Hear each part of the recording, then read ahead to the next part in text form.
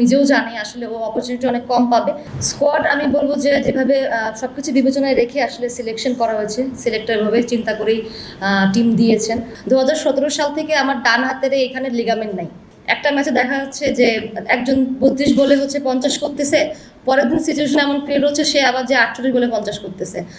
প্রথমত হচ্ছে আমরা যে লাস্ট ফ্রেজের যে প্রিপারেশন ক্যাম্পটা করছি এখানে মিরপুরে প্র্যাকটিস ম্যাচ খেলেছি, তারপর হচ্ছে ইনডোর এবং আউটডোর দুটো মিলে কিছু প্র্যাকটিস করেছি ওখানে কয়েকটা দিন। আমার কাছে মনে হয় এটা আমাদের জন্য অনেক ভালো ইম্প্যাক্টফুল ছিল। আর সোফা যখন আমরা শ্রীলঙ্কা সিরিজ খেলছি তখন কিন্তু ওডিআই টি20 দুটোকেই আমাদের Gold's Gym across 30 plus countries.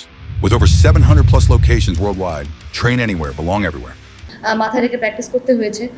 So ওইখানে কিছু ম্যাচ খেলেছি এখানে যেগুলো আমাদের পরে যদিও আসেনি, বাট বলবো যে ইন্ডিভিজুয়ালি কিছু প্লেয়ারের অনেক ভালো ভালো পারফরমেন্স ছিল যেগুলো টিমকে অনেক বেশি বুস্ট আপ করেছে আই গেস। এবং নেক্সট হচ্ছে আমরা যেহেতু স্কটল্যান্ডে যাব ট্রাই সিরিজ খেলার জন্য, সো আমাদের জন্য বলবো যেটা অনেক বড় একটা অপরচুনিটি থাকবে বিফোর ওয়ার্ল্ড কাপ, যে আমাদের টিমটা আসলে কতটুকু বেটার ক্রিকেট খেলবে এবং ম্যাচ উইন করবে ওয়ার্ল্ড কাপে।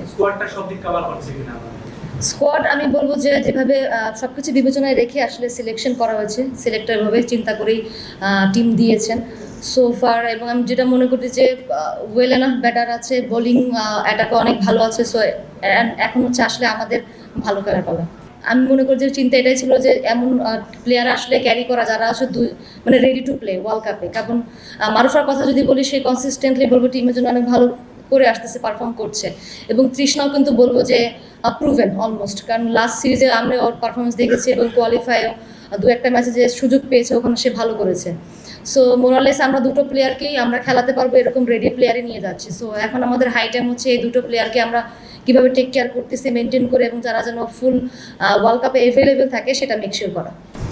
প্রথমত যেটা আপনি বলেন প্রিপারেশনের যে বিষয়টা, আমি বলবো যে প্রত্যেকবার আইসিসি কোনো টুর্নামেন্ট খেলার আগে কখনোই আমরা কোনো ইন্টারন্যাশনাল সিরিজ বা ওইরকম কোনো প্রিপারেশন পাইতাম না একদমই। সো এটা আমাদের একটা কমপ্লেন ছিল। সো ওই দিক থেকে কিন্তু এবার আমাদের সেটা নেই, কারণ আমরা শ্রীলঙ্কার সাথে 3টা ম্যাচ ওখানে খেলেছি এবং সামনে যে আরও 4টা ট্রাইনেশন সিরিজে 4টা ম্যাচ খেলবো আমরা। সো আমাদের জন্য এর থেকে বড় আইডিয়াল কোনো প্রিপারেশন হতে পারে না। প্লাস হচ্ছে আইসিসি থেকে আমাদের 2টা প্র্যাকটিস ম্যাচ আছে। সো আমাদের কাছে যেটা মনে হয় যে আমরা গুড এনাফ ওয়েতে যেই আসলে মেন ম্যাচ খেলতে যাব, সে ইনাফ প্রিপারেশন হবে টিমের জন্য। এবং বড় টুর্নামেন্টের আগে প্রত্যেকটা কম্বিনেশন ঝালে নেওয়ার জন্য আমাদের এনাফ টাইম থাকবে স্টিল। আর যেটা হচ্ছে যে বাংলাদেশের ফ্যাসিলিটি ওয়াইজ যা যা আসলে করার দরকার, যা যা আমাদের পাওয়ার মতো ছিল সেগুলো আমরা পেয়েছি এবং আমরা চেষ্টা করেছি প্লেয়াররা যতটুকু সম্ভব সেটাকে কাজে লাগানোর জন্য।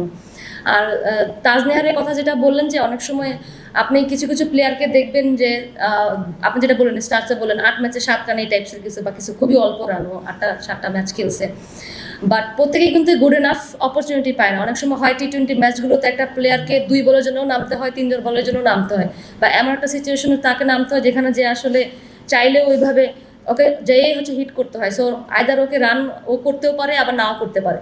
বাট আমরা সিলেক্টররা বা হচ্ছে আমরা টিম ম্যানেজমেন্টে যারা থাকে বা আমি যেটা দেখি যে ওই প্লেয়ারগুলো আসলে প্র্যাকটিসে কেমন করতেছে বা প্র্যাকটিস ম্যাচগুলোতে তার অ্যাবিলিটি কেমন দেখাচ্ছে বা স্পেসিফিক রোলের জন্য।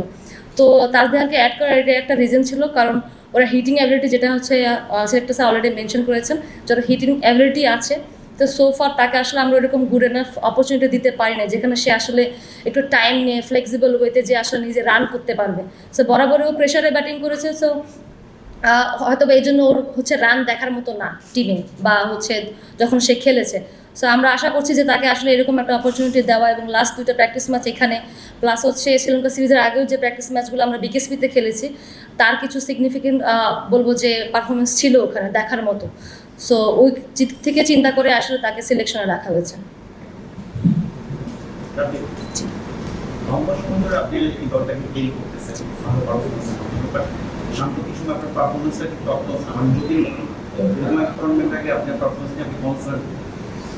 অবশ্যই, কারণ দেখেন আমি যেখানে ব্যাটিং করি সেটা অনেক ইম্পর্ট্যান্ট একটা জায়গা। সো ওইখানে যদি আমি বিগত লাস্ট 2 বছরে বা 3 বছরে বা বলতে পারেন পুরো ক্যারিয়ারে যেভাবে ব্যাটিং করে আসছি স্পেশালি টি20 ফরম্যাটে, সেভাবে লাস্ট কিছুদিন হয়তো বা ব্যাটিং করতে পারিনি। বাট আমার কাছে মনে হয় আমার নিজের প্রতি আমার ফেথ আছে এবং টিম ম্যানেজমেন্টেরও আছে, এবং লাস্ট কিছুদিন ধরে যেভাবে প্র্যাকটিস করছি, স্পেশালি আমি হচ্ছে একটা মোমেন্টামের অপেক্ষা, সামনে যে ট্রাই নেশন সিরিজ আছে ট্রাই করবো আমি আমার নিজেকে সেম আগের মতো করে দেখতে, কারণ এটা অনেক বেশি বলবো যে ইম্পর্টেন্ট হয়ে দাঁড়িয়েছে টিমের জন্য, কারণ প্রত্যেকবার দেখছি যে আমরা দু একটা জায়গায় আসলে ল্যাক করছি যার জন্য ম্যাচ উইন করছি না। সো আমার পারফরমেন্সটা টিমের উইনিংয়ের ফরে অনেক বেশি ইম্পর্টেন্ট। সো লুকিং ফরওয়ার্ড যে সামনে যেন আমি আমার খেলাটা খেলতে পারি। 2017 সাল থেকে আমার ডান হাতের এখানে লিগামেন্ট নাই, লিগামেন্ট ছিঁড়ে গেছে। সো আমার কথা হচ্ছে আমি এত বছর ধরে খেলতেছি, কেউ কি কখনো এই জিনিসটা জানতে পেরেছেন? না, নো ওয়ান নোস। তো তার মানে কি, তা আমি তো ক্রিকেট খেলে আসতেছি। সো এটা আমি এই জন্য বলতেছি যে রিসেন্টলি আমি জানি না এই জিনিসগুলো কেন আসতেছে। সব থেকে বড় কথা হচ্ছে যে আমি 100% ফিট এনাফ, তাই বলে আমি হচ্ছে সিলেক্টেড হয়েছি T20 ওয়ার্ল্ড কাপের টিমে। আর সব থেকে বড় কথা যে প্রত্যেকটা প্লেয়ারের কিছু না কিছু ছোটোখাটো নিগলস থাকে। বিশ্বের কোনো প্লেয়ারই আসলে বলতে পারবে না তার কোনো ইনজুরি নেই, ছোটোখাটো প্রবলেম ইস্যু থাকে, বাট সেগুলো ম্যানেজ করে সবাই খেলে। সো ওই সেম জায়গাতে আমি এবং বাকি প্লেয়াররাও যে ছোটোখাটো যে বিষয়গুলো আছে যেগুলো ম্যানেজ করে খেলা যায় সেগুলো আমি খেলছি, এবং সেটা কখনোই আমার মনে হয় না যে মাঠে কোনো ইফেক্ট করেছে। স্বর্ণা স্পেশালি আমি যেটা বলবো, ওর যে অ্যাবিলিটি আছে ক্রিকেট খেলার, যেইভাবে ও পারফর্ম করছে, বাট সে কনসিস্টেন্ট না টিমের জন্য। বাট ওর ক্যাপাসিটি অনুযায়ী ও যদি ক্রিকেটটা খেলতে পারে এবং কনসিস্টেন্ট হয় টিমের জন্য, যে লাস্টের দিকে যে হিটিংটা অনেক বেশি ইম্পর্টেন্ট হয়, ওর বড় খেলার অনেক বেশি বলবো যে ক্যাপাসিটি আছে, সেই অনুযায়ী যদি ক্রিকেটটা খেলতে পারে সেটা আমাদের টিমের জন্য অনেক বড় ইম্প্যাক্টফুল একটা জায়গা হবে। এবং রাবের যে বিষয়টা, ও ওয়ান্ডারফুল একজন বোলার, বাট ব্যাটিংটাও করতে পারে, বাট স্পেশালি ও যদি ওর বলে পোটেনশিয়াল অনুযায়ী যদি টিমের জন্য কন্ট্রিবিউট করতে পারে সেটা আমাদের জন্য একটা এক্সট্রা কিছু অ্যাড হবে। একটা ম্যাচে দেখা যাচ্ছে যে একজন 32 বলে হচ্ছে 50 করতেছে, পরের দিন সিচুয়েশন এমন ক্রিয়েট হচ্ছে সে আবার যে 48 বলে 50 করতেছে। সো ওই যে একটা স্ট্রাইক রেট মেনটেনের যে বিষয়টা সিচুয়েশন ওয়াইজ, ওটা আমরা মেনটেন করতে পারতেছি না as a batting unit. Specially এরকম বড় ইনিংস খেলার অপরচুনিটি কিন্তু টপ অর্ডারেই থাকে। সো টপ অর্ডারে আমরা যেরকম হয় যে অনেক সময় যখন ওপেনার থেকে বা স্পেশালি পাওয়ার প্লেতে ভালো একটা স্কোর আসে, পরে যে ওই মোমেন্টামে আমরা বেটার স্ট্রাইক রেটে ব্যাটিং করতে পারি। কিন্তু আবার যখন আর্লি 2-3টা উইকেট পড়ে যাচ্ছে, পরে যে হচ্ছে আমাদেরকে একটু হলেও ধরে খেলতে হচ্ছে, যখন ওই সময় আসলে এরকম হাই রেটেড হচ্ছে স্ট্রাইক রেট মেনটেন করা হয়ে ওঠে না। সো আমি মনে করবো যে এটা একটা বিগেস্ট একটা ইস্যু, যেটা হচ্ছে আমাদেরকে এই স্ট্রাইক রেটের একটা তারতম্য সৃষ্টি করে দিয়েছে।